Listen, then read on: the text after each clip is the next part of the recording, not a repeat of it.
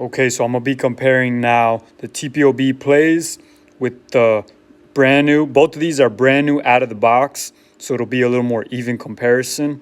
So far, these TPOBs have been beating all my other clippers in sound test.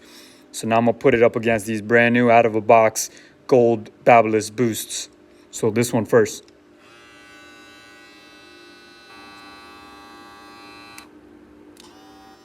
This is on low setting, high setting.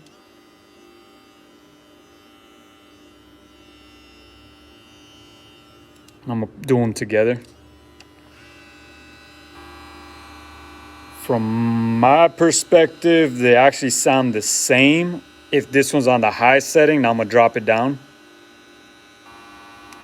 So on high setting, they're about the same. On low setting, it's definitely quiet. This one, the TPOB play, is quieter.